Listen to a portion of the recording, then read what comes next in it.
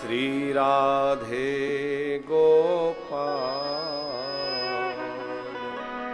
भज मन श्री राधे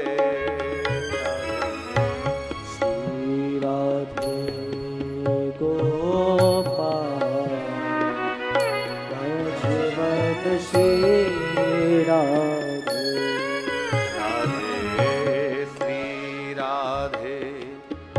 गोपाल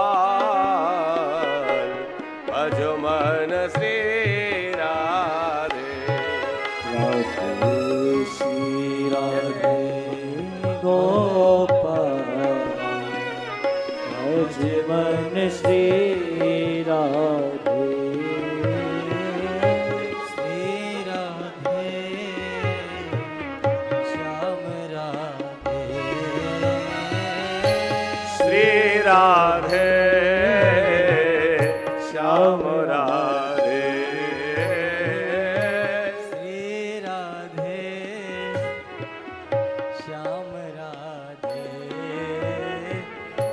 श्री राधे श्याम राधे श्री राधे श्याम राधे श्री राधे श्याम राधे श्री राधे श्याम राधे ओ श्री राधे श्याम राधे श्री राधे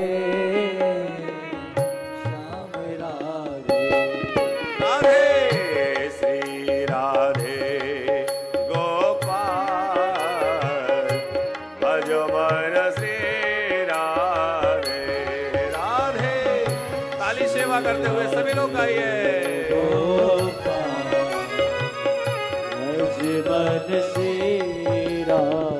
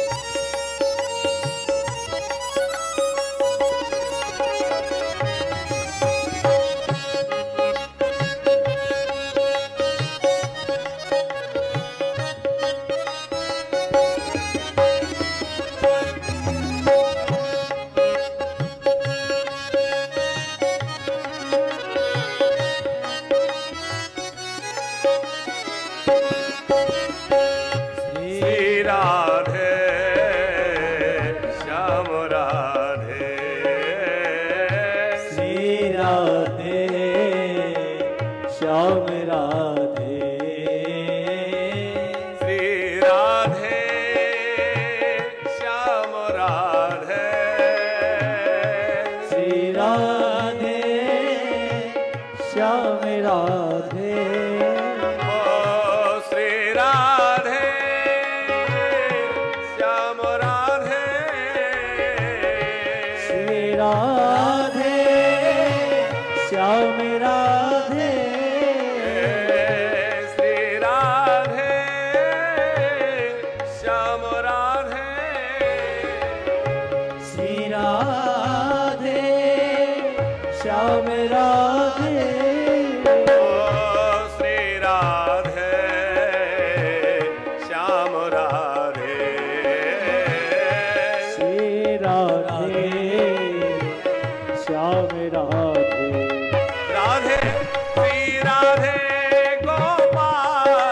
भज मन श्री राधे राधे श्री राधे गोपाल भज मन श्री राधे राधे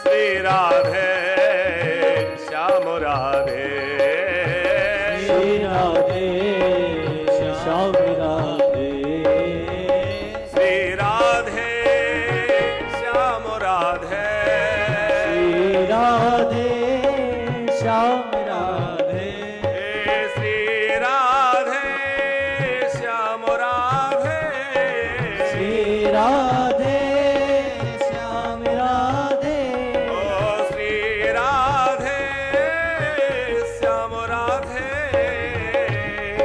राधे श्याम राधे ओ श्री राधे श्याम राधे श्री राधे श्याम राधे राधे श्री राधे गोपाल भज मन श्री राधे राधे श्री राधे गोपाल भज मन श्री राधे श्री राधे बोल श्याम राधे श्याम राधे श्री राधे बोलो श्याम राधे बोल श्री राधे श्री राधे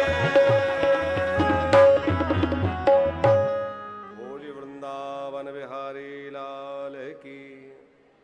नंद नंदन के परम अनुग्रह से पावन पुनीत गुप्त नवरात्र के इस अवसर पर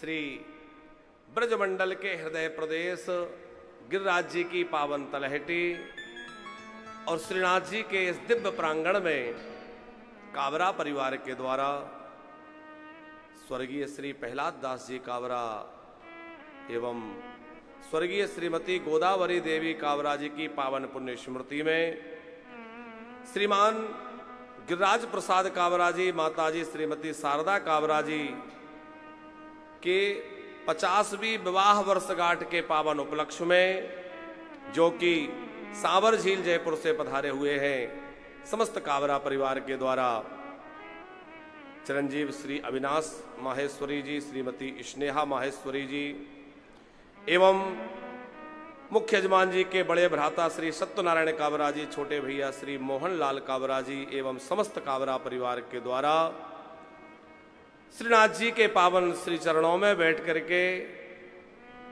साप्ताहिक श्रीमद् भागवत कथा का दिव्य आयोजन होने जा रहा है। आज कथा का प्रथम दिवस, प्रथम सुमन भगवान नंद नंदन के श्री चरणों में समर्पित करने जा रहे हैं। हम लोग बड़भागी हैं, आज बड़ा मंगलमय अवसर है। आषाढ़ का महीना एक तो वैसे ही बड़ा पवित्र और दिव्य मास है। उस आषाढ़ महीने में भी ये शुक्ल पक्ष जिसमें कि नवरात्रि का अवसर चल रहा है, और इस दिव्य नवरात्रि में लोग जगदम्बा की आराधना करके, शक्तियों की आराधना करके और गुप्त सिद्धियां प्राप्त करते हैं। अविनाश जी, ये गुप्त नवरात्र 4 नवरात्रि वर्ष में होती है, 2 प्रकट हैं, 2 गुप्त हैं। चैत्र की जो बसंत नवरात्र है और आश्विन महीने की शारदीय नवरात्र 2 तो प्रसिद्ध हैं। माघ मास और आषाढ़ मास, ये 2 गुप्त नवरात्रियां हैं। तो ये जो गुप्त नवरात्रियां हैं, ये सिद्धि प्राप्त करने के लिए विशेष कही गई हैं। किसी को कोई सिद्धि प्राप्त करना है, अब तो इनका प्रचलन चूंकि सोशल मीडिया का जमाना है, तो लोग गुप्त नवरात्रि की भी शुभकामनाएं भेज रहे हैं, तो वो गुप्त उतनी गुप्त नहीं रह गई, प्रकट हो गई। बाकी इन नवरात्रियों में साधक लोग साधना करते थे और इसके विषय में कम लोग ही जानते थे कि इन समय में भी नवरात्रि होती है। जन सामान्य में ये ज्यादा प्रचारित नहीं थी, साधक लोग इसमें साधना करते और ये साधना के लिए बड़ा उचित अवसर माना जाता है, क्योंकि इसमें बड़ी जल्दी सिद्धि हो जाती है। 10 महाविद्याओं की सिद्धियां लोग करते हैं। सिद्धि प्रदान करने में यह समय बड़ा ही श्रेष्ठ है और अनेक तरह की सिद्धियां हैं, पर सबसे बड़ी सिद्धि क्या है? यदि पूछा जाए कि सबसे बड़ी सिद्धि क्या है, तो सिद्धियां तो बहुत हैं, पर सबसे बड़ी सिद्धि है भगवान के चरणों में मन लग जाना, भगवान की भक्ति में मन लग जाना। वो स्वामी तुलसीदास जी कहते हैं, साधन सिद्धि राम पद नेहू, भगवान के चरणों में प्रेम हो जाए, भगवान में मन लग जाए, हमारा मन भगवान में लग जाए, यही सबसे बड़ी सिद्धि है। क्योंकि बाकी जितनी सिद्धि और प्रसिद्धि जीवन में मिलेंगी वो शरीर के साथ समाप्त हो जाएंगी, पर यदि भैया हमारा मन ठाकुर जी के, श्रीनाथ जी के चरणों में लग गया तो शरीर तो चला जाएगा, पर हम अविनाशी तत्व को प्राप्त कर जाएंगे, उस परम तत्व को प्राप्त कर ले, वही साथ रहेगा। तो हमें इन नवरात्रियों के अवसर पर कथा का संयोग बना।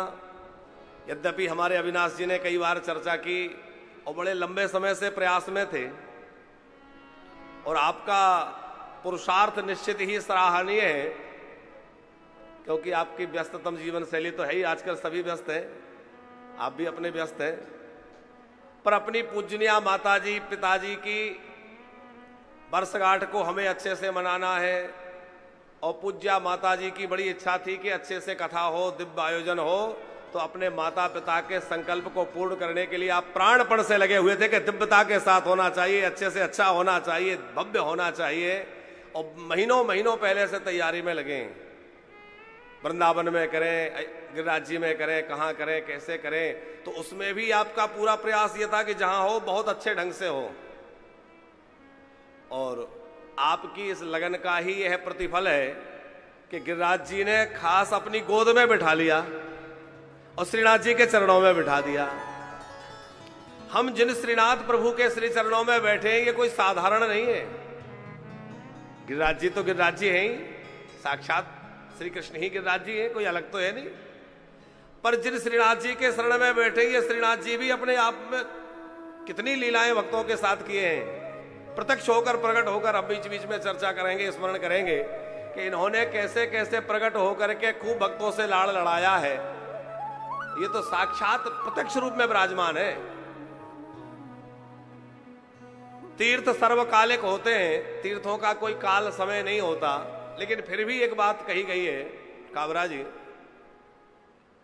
कि हमारे यहां 4 धाम हैं और 4 युग हैं, तो एक एक युग के प्रधान एक एक तीर्थ को अथवा धाम को माना है। जैसा कि उत्तर दिशा में है प्रभु श्री बद्री विशाल बद्रीनाथ, तो बद्रीनाथ जो है वो सतयुग के देवता है, सतयुग के हैं। दूसरे हैं पूर्व दिशा में श्री जगन्नाथ जी। आज बड़ा अच्छा संयोग है कि आज जगन्नाथ जी की रथ यात्रा का भी पावन अवसर है। आज हम लोगों ने यहां कलश यात्रा भी निकाली, तो भागवत जी की रथ यात्रा निकाली, और आज जगन्नाथ जी की भी रथ यात्रा का अवसर है। तो एक बार प्रेम से बोले, बोले जगन्नाथ भगवान की। भगवान जगन्नाथ जो है पूर्व दिशा में विराजमान है, वो कलयुग के विशेष प्रधान देवता कहे गए। माने सतयुग में बद्रीनाथ, त्रेता में रामेश्वरनाथ, जहां राम जी और शिव जी का सम्मिलित स्वरूप हरिहर स्वरूप है। द्वारिका में जो द्वापर युग में द्वारिकानाथ। तो चारों युगों के 4 हैं, और मध्य में है श्री गोवर्धन नाथ, और गोवर्धन नाथ में विशेष रूप से श्री श्रीनाथ जी महाराज। बहुत ध्यान से समझिएगा, यह गर्ग संहिता में प्रसंग है कि एक धर्म रथ तैयार किया गया, व्यक्ति को किस प्रकार भवबंधन से शीघ्र मुक्ति हो। बोले ये 5 जगह जो एक साथ दर्शन कर ले, 5 जगह का दर्शन कर ले, वो दोबारा किसी मां के गर्भ में नहीं आएगा, अथवा किसी मां का दूध उसको नहीं पीना पड़ेगा। इसका मतलब है कि वह मुक्त हो जाएगा। चारों धाम और श्रीनाथ जी, इस धर्म रथ के ये जो 5 अंग कहे गए, उसमें ऐसा गर्ग संहिता में प्रकरण वर्णन है कि कोई चारों धाम कर ले लेकिन श्रीनाथ जी का दर्शन नहीं करे तो उसका वह क्रम पूर्ण नहीं माना जाता। क्रम पूरा नहीं है, पूरा फल नहीं मिलेगा। लेकिन कदाचित कोई और तीर्थ ना कर पाए और श्रीनाथ जी का दर्शन कर ले, कदाचित कोई ऐसा हो कि किसी रोग के कारण, किसी कारण से बद्रीनाथ ना जा पाए, जगन्नाथ ना जा पाए, रामेश्वर नाथ ना जा पाए, द्वारिका नाथ भी ना जा पाए, लेकिन वह गोवर्धन में आकर के श्रीनाथ का दर्शन कर ले तो उसको 5 नाथ का दर्शन का फल मिल जाता है और वह मुक्त होकर के भगवत धाम चला जाता है। गर्ग संहिता की बात करें हम अपने मन से नहीं, कि केवल श्रीनाथ जी का दर्शन करने से वह आवागमन के चक्र से सर्वथा मुक्त हो जाता है। और हम लोगों को तो ऐसा अवसर प्राप्त हुआ है कि 7 दिनों तक श्रीनाथ जी के शरण में गिरिराज जी की तलहटी में बैठ के कथा सुननी है। और बहुत बढ़िया हमारे काबरा परिवार ने यह व्यवस्था की है कि दोनों सत्र में कथा रखी है, जिससे कि खूब सत्संग लाभ अधिक से अधिक मिल सके। आप सब लोग जानते हैं कि भागवत बड़ा विस्तृत विषय है, बृहद विषय है। अब 3 घंटे की कथा में भागवत पूरी हो जाए ऐसी संभावना नहीं रहती। आज सूर्योदय आरभ्य भागवत का प्रवचन कब प्रारंभ होना चाहिए, तो श्री सोनक जी ने पूछा तो सूत जी महाराज ने उत्तर दिया कि आज सूर्योदय आरभ्य, सूर्योदय के समय से ही कथा प्रवचन प्रारंभ होना चाहिए। मध्याह्न में स्वल्प विश्राम हो, कुछ हल्का आहार ले और सूर्यास्त तक चलना चाहिए। मतलब लगभग 10.5 घंटे प्रतिदिन कथा हो, ऐसा तो श्री सूत जी महाराज कह रहे हैं अथवा सनकादिक नारद जी को कह रहे हैं। लेकिन धीरे धीरे समय का अभाव, शरीर की स्थिति ऐसी लोगों की नहीं रह गई कि लोग इतना अधिक बैठ सकें, तो 4 घंटे, फिर 3 घंटे, 3 घंटे में भी थोड़ा संकीर्तन, भजन, कुछ यहाँ वहाँ की दृष्टांत, चर्चा, तो समय कम बचता है। और इस बार तो बहुत सुंदर योग है कि दोनों सत्र की कथा है, तो हम लोग दोनों सत्र में कथा सुनेंगे तो भागवत के विषयों पर खूब जो है विस्तार करने का अवसर हम लोगों को मिल जाएगा और अधिक से अधिक प्रकरणों को, कथाओं को हम लोग सुन पाएंगे। बस आप लोग जो है निष्ठा से विराजे रहें, श्रीनाथ जी के चरणों का आश्रय लिए रहें। देखो हमें कितने आश्रय इस समय प्राप्त हैं, जरा अपने भाग्य का, सौभाग्य का विचार करिए। एक तो हम लोग गिरिराज जी की शरण में बैठे हैं तो गोवर्धन नाथ की कृपा है, दूसरा श्रीनाथ जी के प्रांगण में बैठे हैं तो श्रीनाथ जी की कृपा है, तीसरा कथा आज हो रही है शुभारंभ भगवान जगन्नाथ जी की तिथि से, तो जगन्नाथ की कृपा है। नवरात्रि के अवसर पर कथा हो रही है तो मां भगवती जगदम्बा की कृपा है, जिन देवी की कृपा से गोपियों को श्री कृष्ण मिले। यही तो कात्यायनी है? भागवत जी की शरण में है, गिरिराज जी की शरण में है, श्रीनाथ जी की शरण में है, भगवान जगन्नाथ जी की शरण में है। और भैया इतना आश्रय मिलने के बाद भी हम लोगों का मन यहां वहां भटकता रहे तो समझना कोई पूर्व जन्म का पाप ही उदय होकर के हमें कथा में नहीं बैठने दे रहा है। इसलिए ऐसा संयोग भगवत कृपा से प्राप्त हुआ है। हम तो चाहेंगे एक बार अविनाश जी के लिए जोरदार तालियां बजाइए। बार बार धन्यवाद देने को मन करता है कि आपने इतना बढ़िया समय चुना है कि सुंदर योग तिथि में कथा आरंभ हो रही है। जोग लगन ग्रह बार तिथि सकल भय अनुकूल है, सब अनुकूल हो रहा है। ऐसे समय में हम लोग कथा का शुभारंभ कर रहे हैं। श्रीमद् भागवत के आरंभ में भागवत का महात्म कहा जाता है।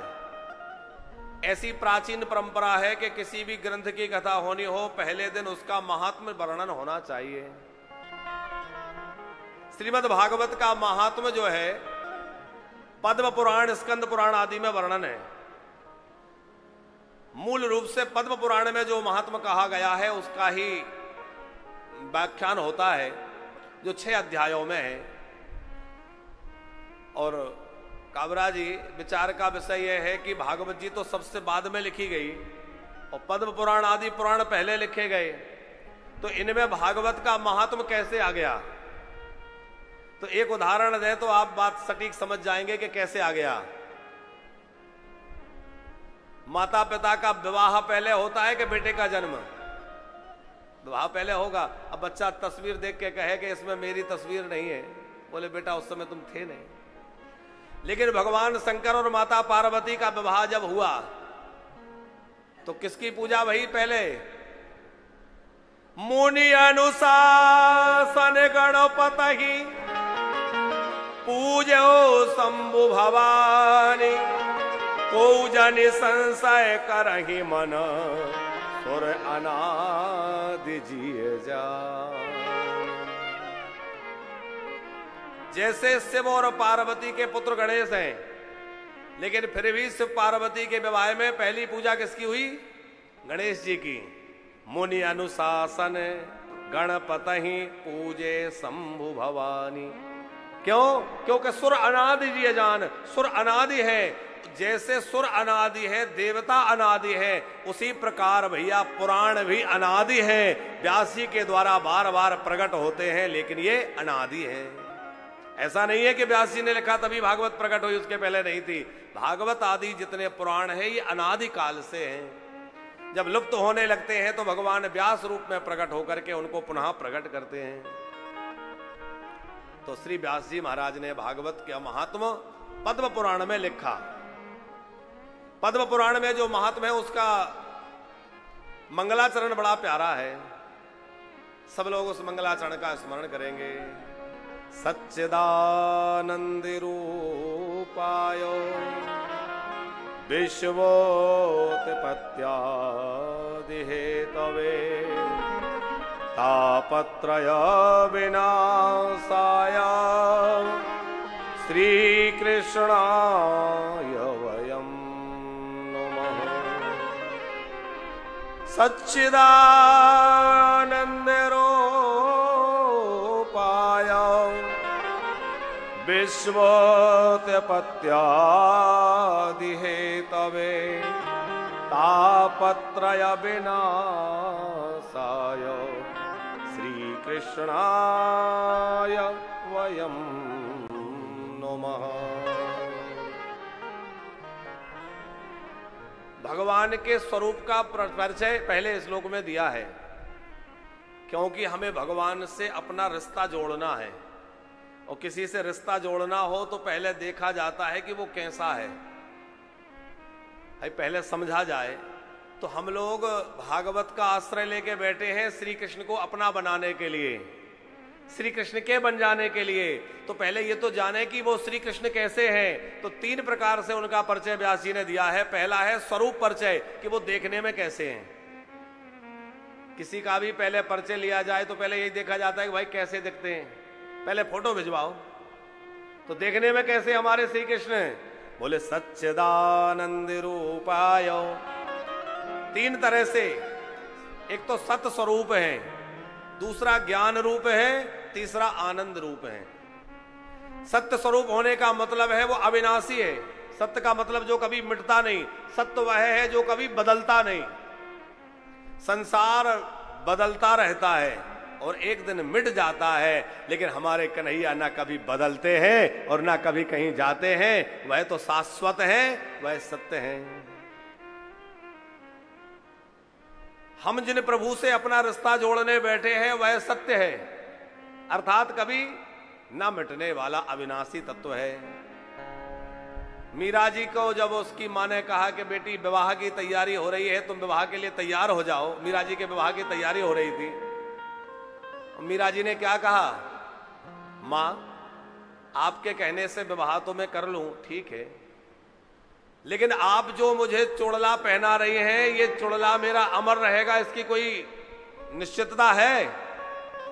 आप मुझे सौभाग्य धारण करा रही है, ये सौभाग्य मेरा उजड़ेगा नहीं, ऐसा कहा जा सकता है? क्योंकि जिसके नाम का सौभाग्य मैं धारण कर रही हूं, उसके भी जीवन का कोई भरोसा नहीं है। ऐसे बरी को क्या बरो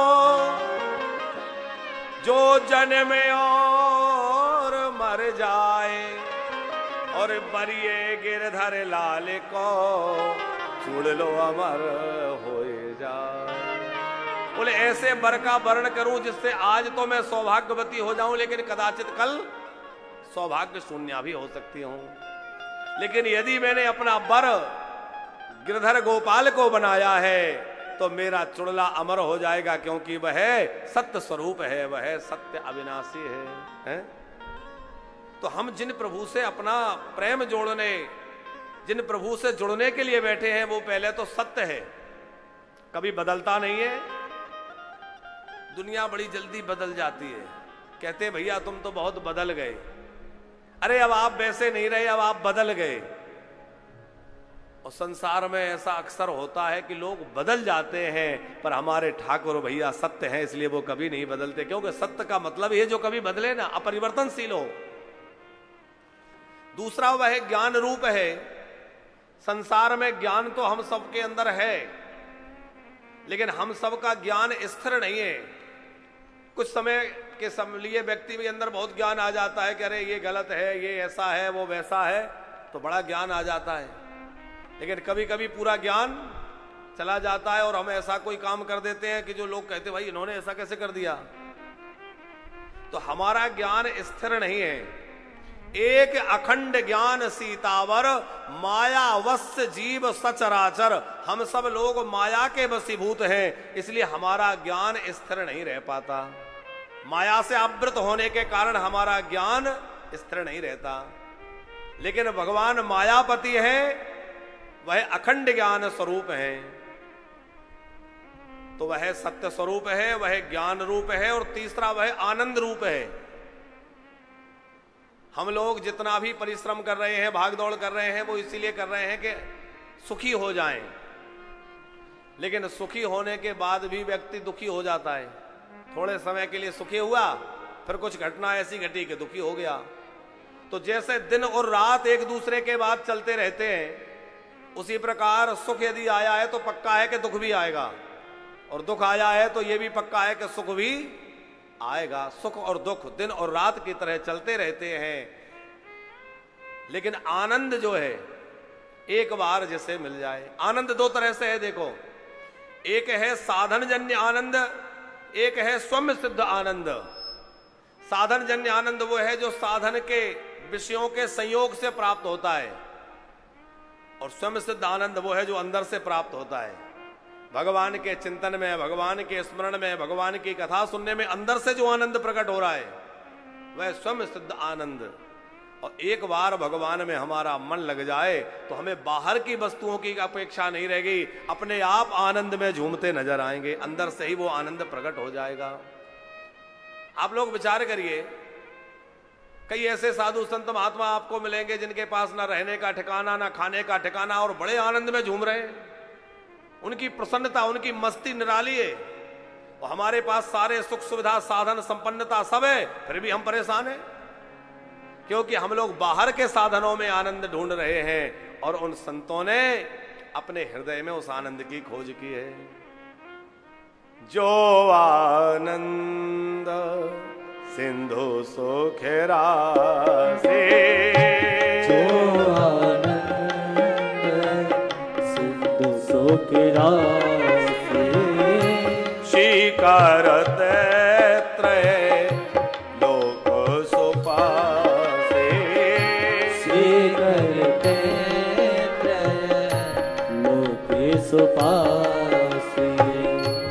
जो आनंद सिंधु सुखरा से, जो आनंद सिंधु सुखरा से, शिकारत त्रय लोक सुपासे, शिकारत त्रय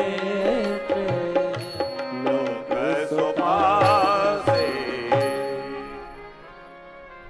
भगवान आनंद रूप है। तो देखने में कैसे है, स्वरूप कैसा है? सत्य स्वरूप है, ज्ञान रूप है और आनंद रूप है। काम क्या करते हैं? बोले विश्वोत्पत्त्यादि हेतुवे, विश्व की उत्पत्ति करना, विश्व का पालन करना और विश्व का संहार करना, ये भगवान का काम है। दुनिया को बनाना, दुनिया को चलाना और दुनिया को मिटा देना, समय आने पे इसको समाप्त कर देना। तो अब हमें पता चला कि देखने में बहुत अच्छे हैं, सत्य स्वरूप हैं, चिद रूप हैं। काम क्या करते हैं? बोले भैया काम भी बहुत बढ़िया है, संसार को बनाना, संसार को चलाना। अब तीसरी बात यह है कि उनका स्वभाव कैसा है। कोई व्यक्ति देखने में बड़ा सुंदर है, काम भी बहुत अच्छा है, लेकिन अब ये देखा जाएगा कि स्वभाव कैसा है, झगड़ालू है कि क्रोधी है कि प्रेमी है कि कैसा है, सज्जन है कि दुष्ट है, पता करना पड़ेगा कि नहीं। तो स्वभाव कैसा है इनका? तो स्वभाव के लिए भगवान वेदव्यास कह रहे हैं तापत्रय विनाशाय, जो तीनों प्रकार के तापों को नाश करने वाला। एक बार जिनकी शरण में कोई आ जाए तो उसको सर्वथा पाप मुक्त कर देते हैं, ताप मुक्त कर देते हैं। तीन तरह के जो ताप हैं, दैहिक, दैविक, भौतिक, सब प्रकार के ताप मिटा देते हैं। कैसा स्वभाव है? बोले पूतना जैसी कदाचित कोई राक्षसी भी पास में आ जाए तो उसको भी कृपा करके मां की गति दे देते हैं। गीधराज जटायु जैसों का जो उद्धार कर देते हैं, उनको गोद में लेके, और ऐसे आंसू बहाते राम जी जैसे अपने खास पिता के लिए है? क्या उनके स्वभाव का वर्णन करें। क्या वह स्वभाव पहला सरकार अब नहीं है। क्या वह स्वभाव पहला सरकार अब नहीं है। हो क्या वह स्वभाव पहला सरकार अब नहीं है। क्या वह स्वभाव पहला सरकार अब नहीं है। हो दीनों के वास्ते क्या, दीनों के वास्ते क्या दरबार अब नहीं है। दीनों के वास्ते का दरबार अब नहीं। नित्य श्रीनाथ जी से, श्री ठाकुर जी से प्रार्थना करें, हे नाथ आपका वह करुण स्वभाव क्या आप बदल गया? प्रभु, जिस स्वभाव के वशीभूत होकर के आप द्वारिका से दौड़कर द्रौपदी की लाज बचाने के लिए पहुंचे, आधे नाम पर दौड़कर पहुंच गए, जिस स्वभाव के कारण आपने पुत्रा जैसी राक्षसी में दोष नहीं देखे और उसको आपने वह गति दे दी जो बड़े बड़े योगियों को नहीं मिलती, जिस स्वभाव के कारण आपने गीधराज जटायु को गोद में लेकर के ऐसे आंसू बहाए जैसे अपने पिताजी के लिए नहीं बहाए, अपने पिता दशरथ के लिए आपने जो नहीं किया वह जटायु के लिए किया, उनको अपने हाथों से अग्नि प्रदान की। हे दयालु, अपनी उस दयालुता को विचार करके मुझ दीन पर भी दया करिए और मुझ दीन पर भी कृपा अपनी बरसा दीजिए।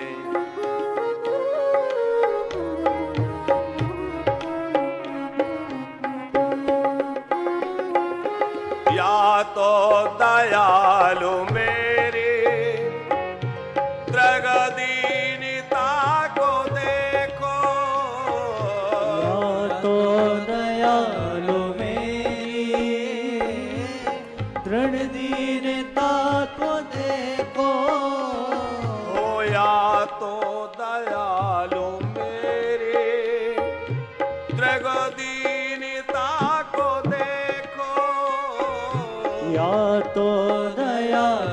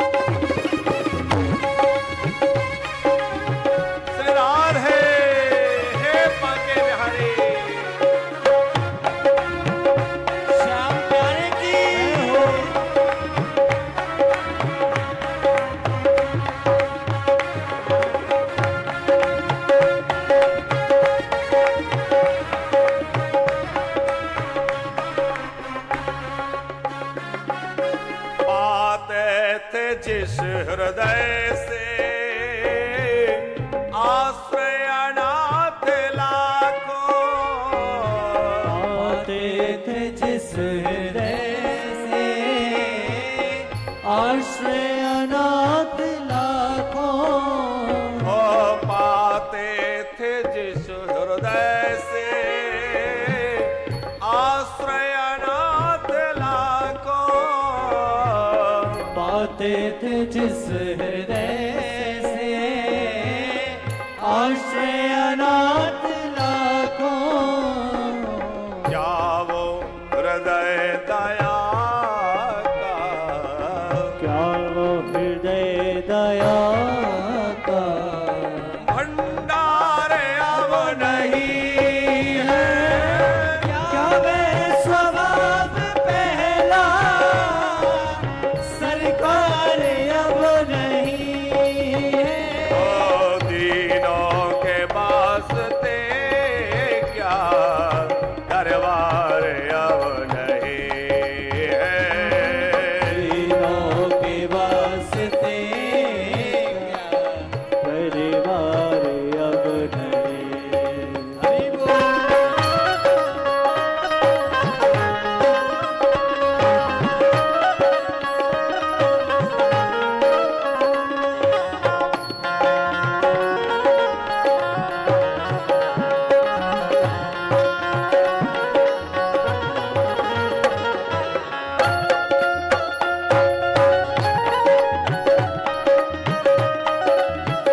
कृष्ण कन्हैया लाल की हो।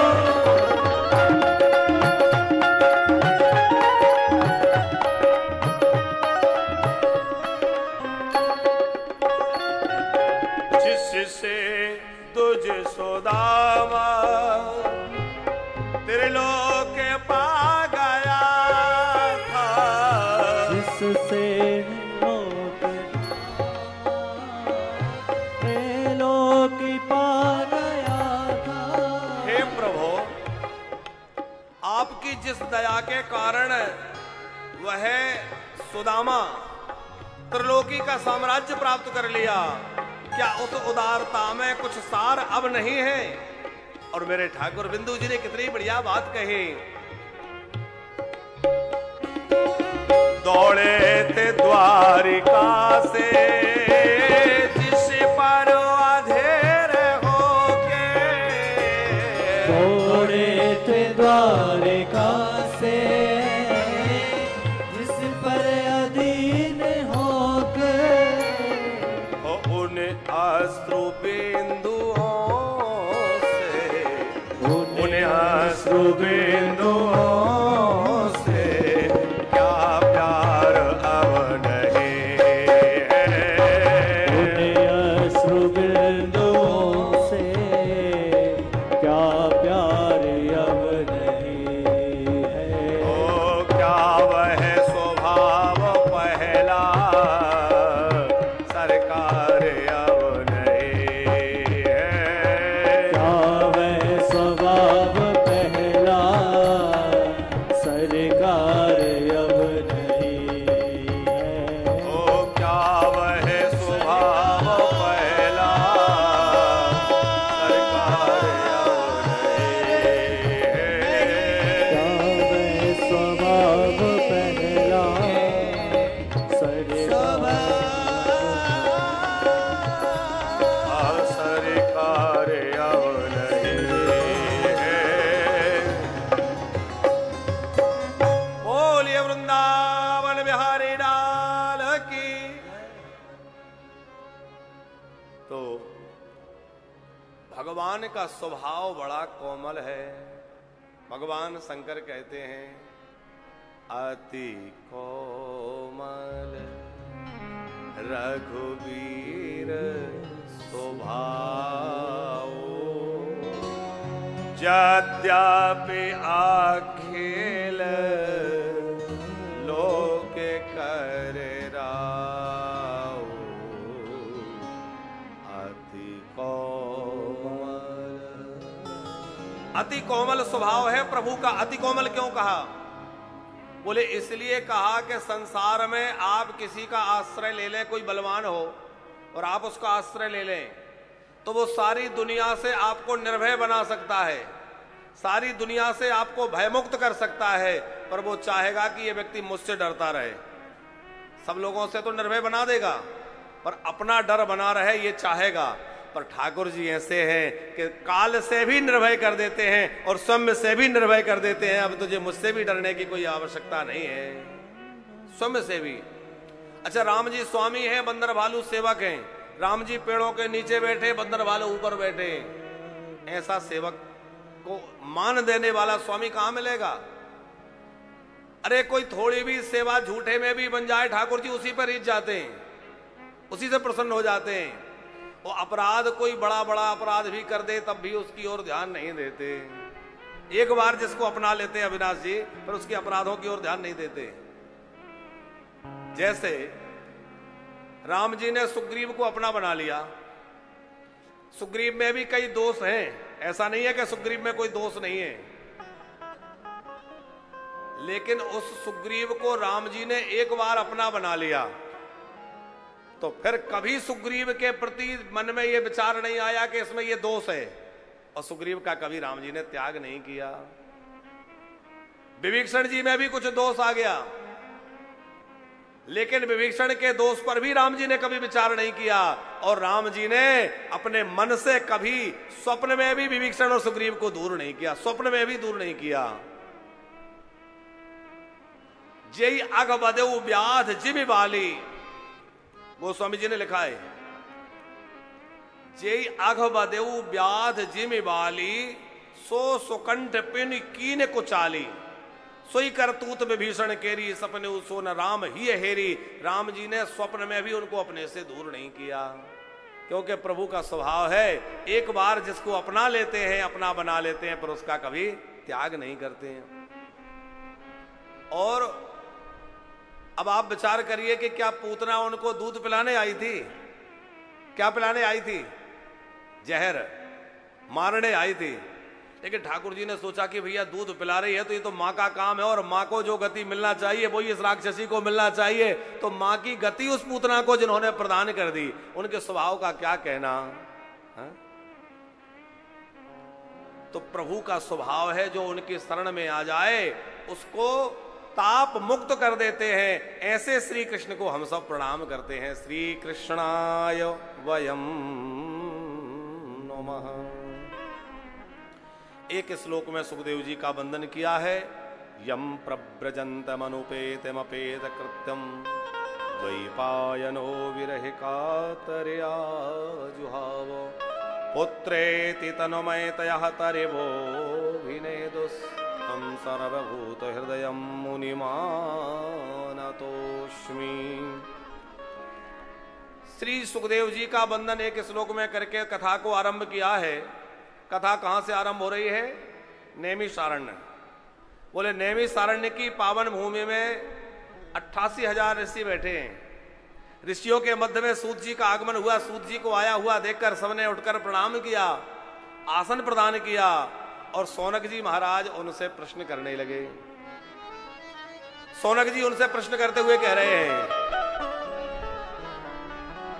अज्ञान ध्वांत विध्वंस कोटि सूर्य सम प्रभा सूताख्या ही कथा सारा मम कर्ण रसायनम। सौनक जी बोले, हे सूत जी, आपने बड़ी कृपा करी जो पधारे। हम आप जैसे ही कोई महात्मा का स्मरण कर रहे थे कि कोई ऐसे महापुरुष आए जो हम सबके ऊपर कृपा करें। आप बहुत अच्छा पधारे, भले पधारे। देखो हमारे अंदर बड़ा अज्ञान है, आपके अंदर बहुत ज्ञान है, तो आप अपने ज्ञान से हमारे अज्ञान को दूर कर दीजिए। अज्ञान का अंधेरा जो अंदर है उसको मिटा दीजिए। अब यहां विचार करने की बात है कि सौनक जी ये बात स्वीकार कर रहे हैं कि हमारे अंदर अज्ञान है। हम आप लोग जल्दी ये स्वीकार नहीं करते कि हमारे अंदर अज्ञान है। हर व्यक्ति को यही लगता है कि मैं कोई कम ज्ञानी हूं क्या, मैं खुद सब जानता हूं, मैंने सब सुन रखा है, सब पढ़ रखा है। और सौनक जी जैसे जो सदा कथा सुनते रहते हैं, इतने बड़े बड़े महात्मा, वो कह रहे हैं हम अज्ञानी हैं। भैया या तो अज्ञानी बन जाओ या फिर सही के ज्ञानी बन जाओ। अच्छा, ये भ्रम कब होता है कि ये सर्प पड़ा है कि रस्सी पड़ी है? ऐसा भ्रम कब होता है? अंधेरे में होता है कि उजाले में? अरे अंधेरे में तो सर्प दिखेगा ना रस्सी दिखेगी, भ्रम कहां से होगा? उजाले में इसलिए नहीं होगा कि स्पष्ट दिख जाएगा कि सर्प है कि रस्सी है, तो उजाले में भी भ्रम नहीं होगा। और अंधेरे में नहीं होगा, जब ज्यादा अंधेरा होगा तो पता ही नहीं चलेगा कुछ पड़ा है, कुछ दिखेगा ही नहीं। जब थोड़ा उजाला हो और थोड़ा अंधेरा हो, माने धुंधलापन हो, तब लगता है कि क्या पड़ा है। ऐसे होता है ना धुंधलेपन में। तो भ्रम जब भी होगा वो धुंधलेपन में ही होगा। माने जो ज्ञानी बन गया, ज्ञान का प्रकाश हो गया, तो उसको तो सारी संसार की बातें स्पष्ट दिख जाएंगी, ज्ञानी बन गया।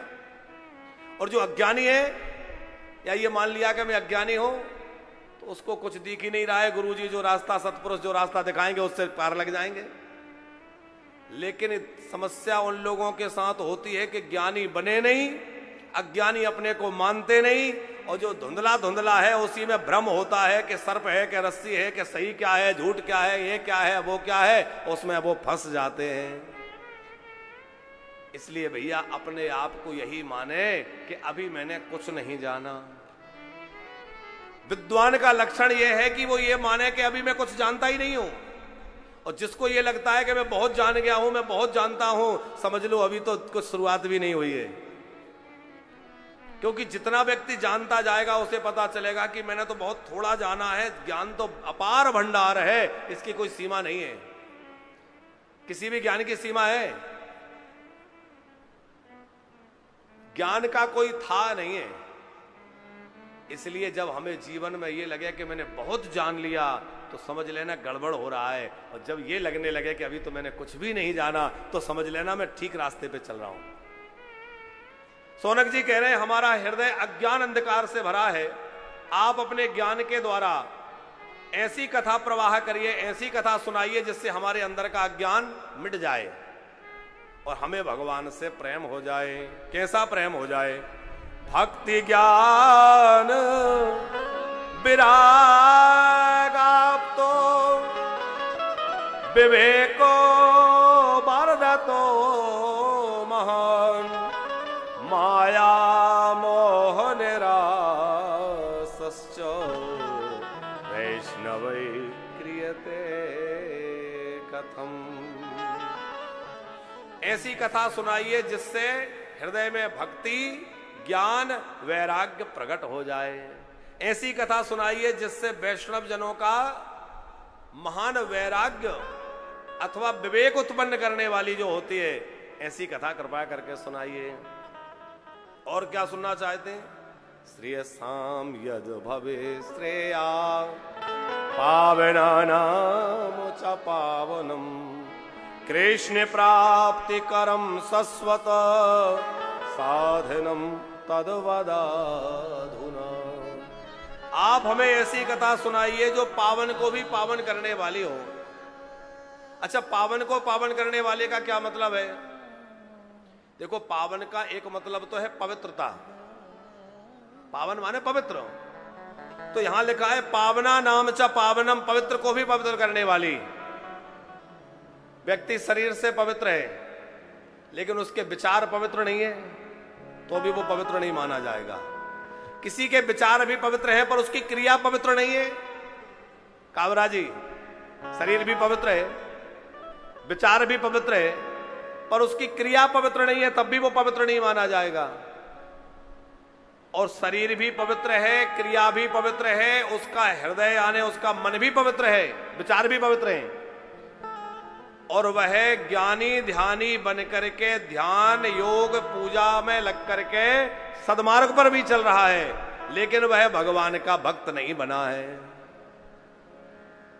सबसे बड़ी पावनता किससे आएगी? बोले पावनता के लिए तो गंगा जी आदि में स्नान करने से व्यक्ति पवित्र हो जाता है, लेकिन सच्ची पवित्रता है भगवान की भक्ति में लग जाना। श्री प्रहलाद जी महाराज भगवान नरसिंह से कह रहे हैं, विप्राद्वसत गुणयुता दरवेंद्रना नाभा पादारविंद स्वमुखा स्वपचा वरिष्ठम मन्ये तदर्पित मनोवचने हितार्थ प्राणम पुनाति सकुलम न तु भूरि माना।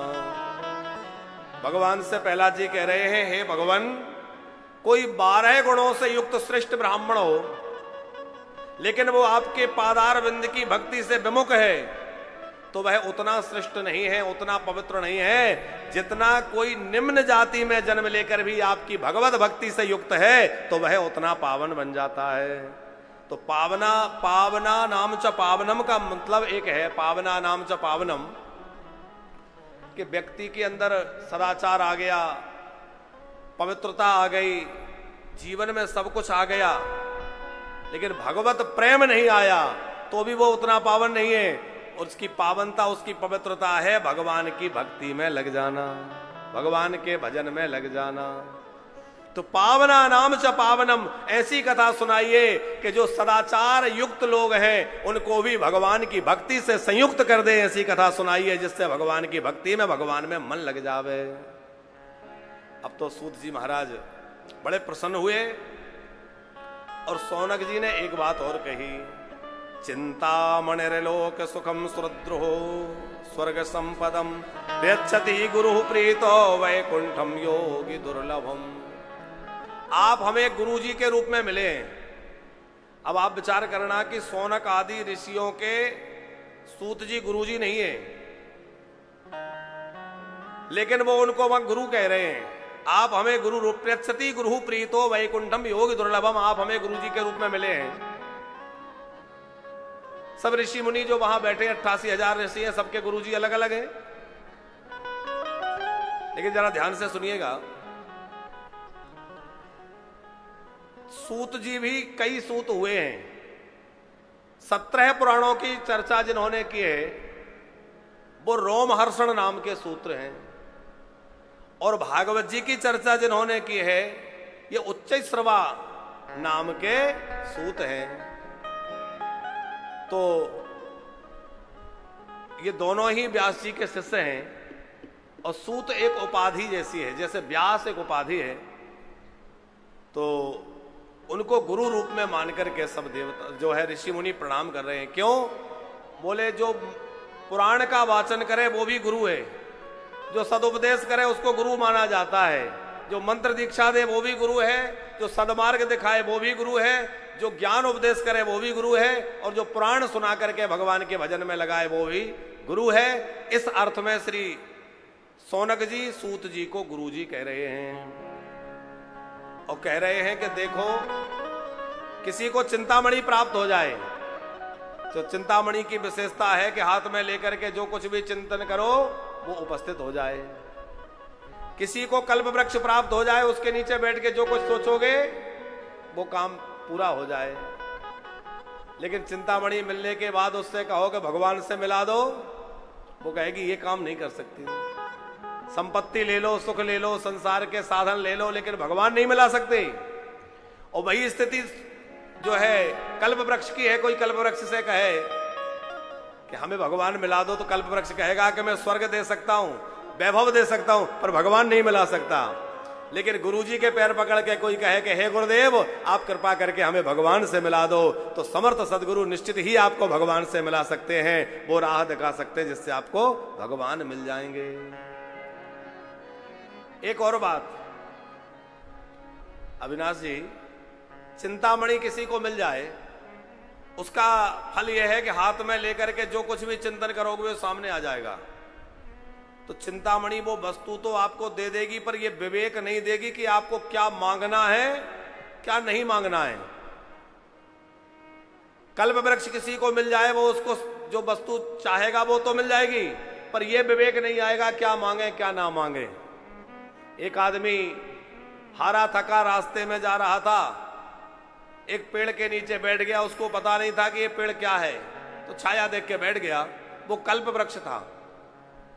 अब वो व्यक्ति पेड़ के नीचे बैठा बैठा विचार कर रहा था कि बहुत प्यास लगी है, कहीं बढ़िया ठंडा पानी मिल जाता। कल्प वृक्ष था, तो जैसी कल्पना हुई तत्काल जो है बड़ा सुंदर मीठा शीतल जल घड़ों में भर के आ गया। और ये बोले तो बड़ी अच्छी व्यवस्था हो गई। फिर मन में सोचने लगा कि जल तो पीने के लिए मिल गया, पर बहुत थकावट हो रही है, दूर से चल के आया हूं, भूख लगी है, कहीं भोजन मिल जाता तो आनंद आ जाता।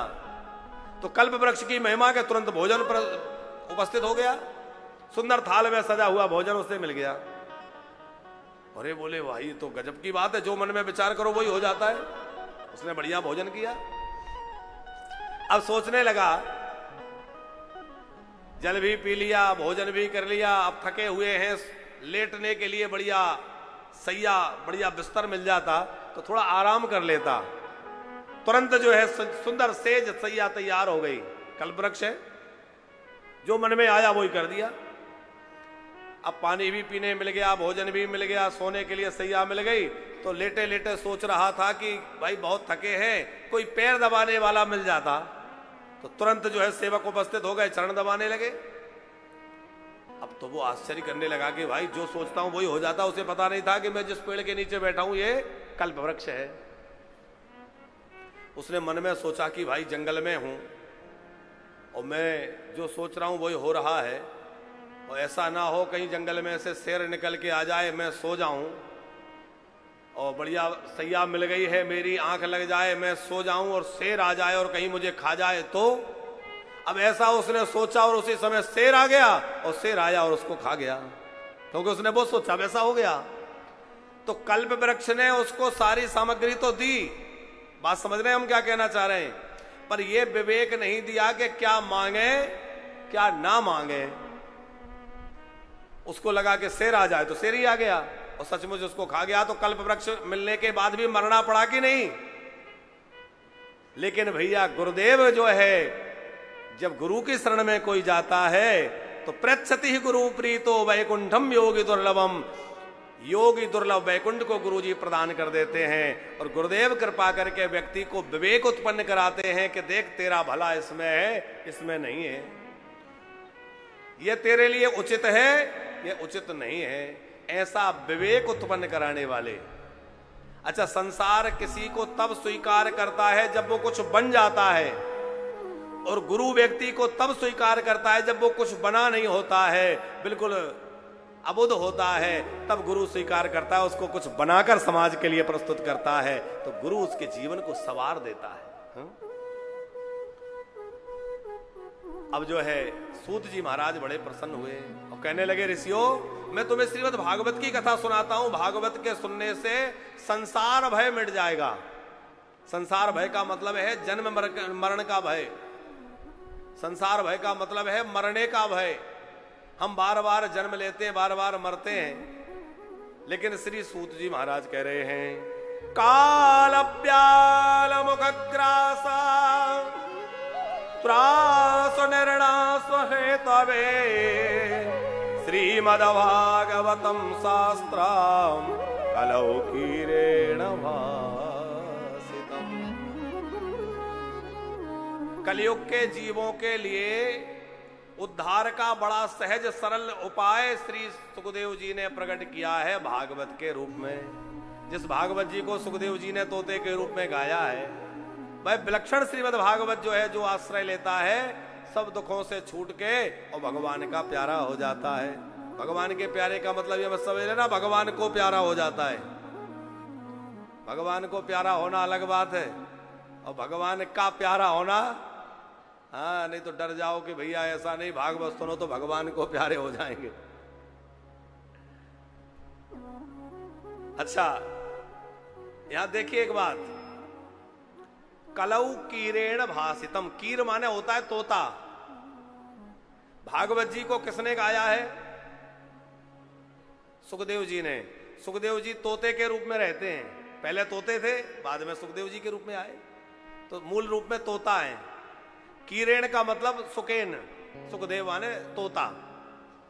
अच्छा, राम कथा को किसने गाया है?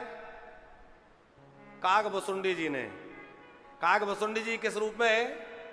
कौए के रूप में। तो आप जरा विचार करिए, जिस कथा को सुनकर के कौआ और तोते के अंदर भी ऐसा रस प्रकट हो जाए कि उनका जीवन रसमय हो जाए, तो हम मनुष्य कैसे बड़भागी भैया, हमें ये कथा मिली है। तो हमारा हृदय इससे सरस ना हो जाए है? अरे कथा सुनकर भी, कथा में डूबकर भी हमारा मन यदि सरस ना बन जाए तो फिर हम तो पक्षियों से भी गए। यद्यपि सुखदेव जी तोते के रूप में रहकर भी पक्षी नहीं, वो तो परमहंस हैं। काग बोसुंडी जी कौए के रूप में रहते हैं, पर वो कौआ नहीं है, दिव्य महापुरुष हैं। हनुमान जी बंदर के रूप में रहते हैं, पर हनुमान जी बंदर नहीं है, हनुमान जी तो हनुमान जी है। तो ये तो उन्होंने स्वरूप बना रखे हैं।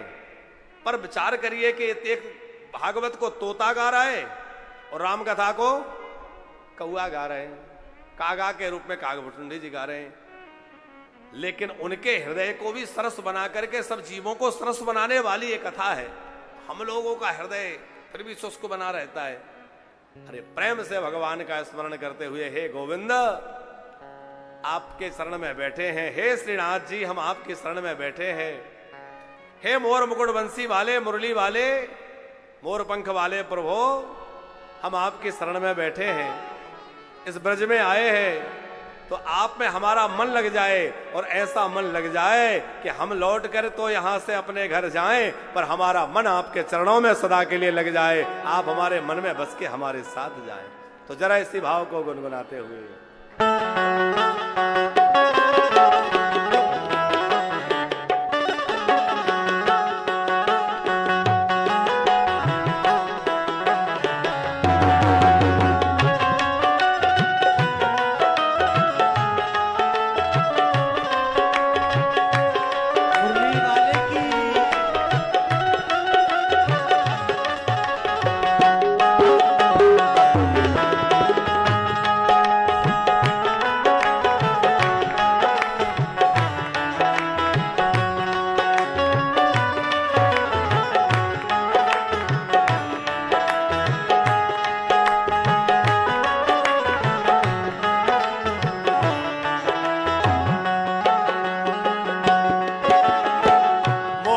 पंख वाला मिल गया, मोर पंख वाला मिल गया, मिल गया, मोर पंख वाला मिल गया, है मोर पंख वाला मिल गया। अकेली गई थी ब्रज में, कोई नहीं था मेरे संग में, अकेली गई थी ब्रज में, कोई नहीं था मेरे संग में। मोर पंख वाला मिल गया, मोर पंख वाला मिल गया, मिल गया, मोर पंख वाला मिल गया, है मोर पंख वाला मिल गया।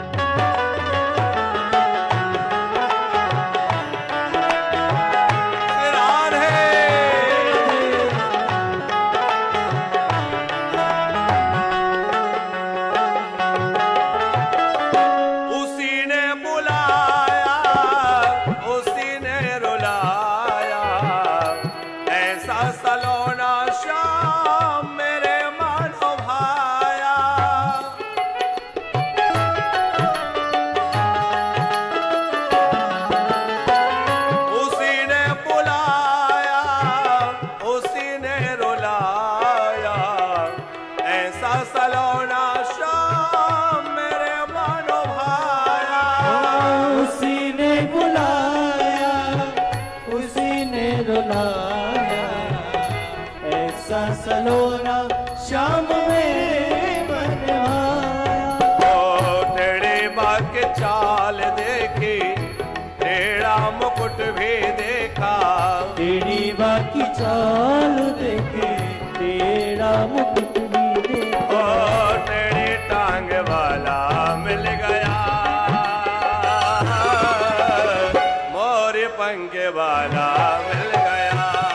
मिल गया मोर पंख वाला। राधे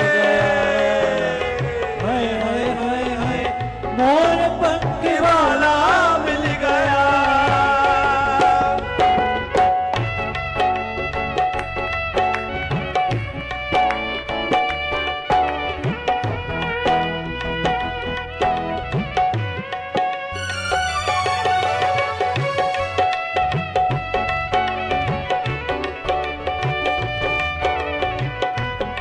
मोर पंख वाले की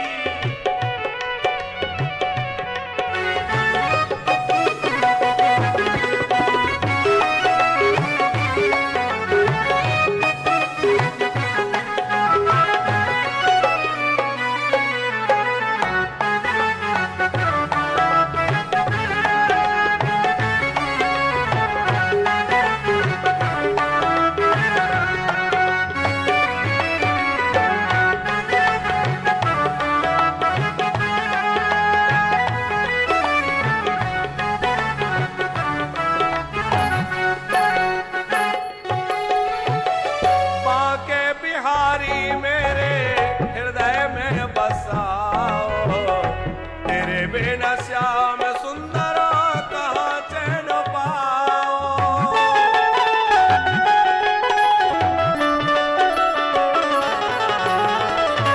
बाके बिहारी मेरे हृदय में बसाओ, तेरे बिना श्याम सुंदर कहाँ चैन पाओ। ओ बाके बिहारी मेरे हृदय में बसाओ, तेरे बिना श्याम सुंदर कहाँ चैन पाओ। ओ लगाने लगी तनु मनु में, ढूंढे रही निधि वनु में। लगने लगी तन मन में, ढूंढ रही निधि वन में। ओ मुझे गौ बाला मिल गया, मोर पंख वाला मिल गया। मिल गया मोर पंख वाला मिल गया। हाय मोर पंख वाला मिल गया। ओ अकेली गई थी ब्रज में, कोई नहीं था मेरे संग में। अकेली गई थी ब्रज में, कोई नहीं था मेरे संग में। ओ मोर पंख वाला मिल गया, मोर पंख वाला मिल गया। मिल गया मोर पंख वाला मिल गया। हाय मोर पंख वाला मिल गया। मोर पंख वाले की।